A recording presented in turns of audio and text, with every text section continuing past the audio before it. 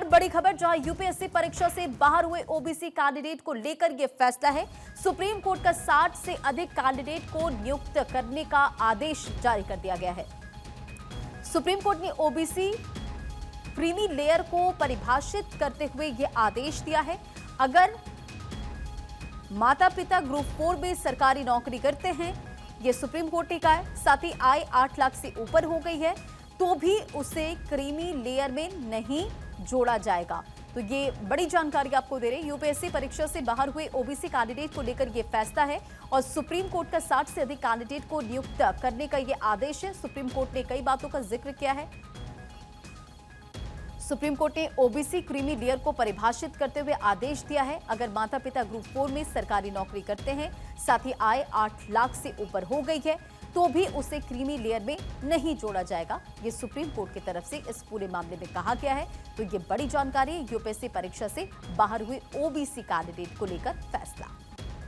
Supreme court ने OBC creamy layer को नए सिरे से परिभाषित करते हुए करीब यूपीएससी के करीब 60 से अधिक कैंडिडेटों को बड़ी राहत दी है। इसी मुद्दे पर हमारे साथ बातचीत करने के लिए मौजूद हैं याचिकाकर्ता के वकील हैं शशांक रत्नम जी। सर, क्या पूरा मामला था और क्या पेच फंसा था कि सुप्रीम कोर्ट को ओबीसी क्रीमी लेयर को नए सिरे से परिभाषित करना पड़ा? देखिए, 93 में सुप्रीम कोर्ट ने 93 का जो ओएम है वो क्रीमी लेयर को परिभाषित करता है। सुप्रीम कोर्ट ने कोई नए तरह से परिभाषित नहीं किया है, सुप्रीम कोर्ट ने उसे स्पष्ट किया है। और 93 के ओएम का एक गलत स्पष्टीकरण आ रखा था जो 2004 का था, जिसकी की फाइल भी गायब है। उसको सुप्रीम कोर्ट ने उस पर तल्ख टिप्पणी करी है कि इस तरह से एक गलत स्पष्टीकरण जारी हो गया और जिसका भी इम्प्लीमेंटेशन टुकड़ों में गलत तरीके से कभी होता था, कभी नहीं होता था। तो इससे एक संदेहास्पद स्थिति, एक कन्फ्यूजन की स्थिति पूरी इंडिया में, पूरे देश में थी ओबीसी अभ्यर्थियों को लेकर और ओबीसी की परिभाषा, क्रीमी लेयर की परिभाषा को लेकर, जिसको सुप्रीम कोर्ट ने स्पष्ट किया और 2004 के ओएम को गलत साबित किया। तो सर, पिछले हफ्ते जो रिजल्ट आया है ओबीसी कैंडिडेट को लेकर, तो क्या उन कैंडिडेट को राहत मिली है? अब से सभी एग्जाम में, चाहे वो यूपीएससी का एग्जाम हो, चाहे कोई भी और एग्जाम हो, सभी एग्जाम में सभी को राहत मिली है।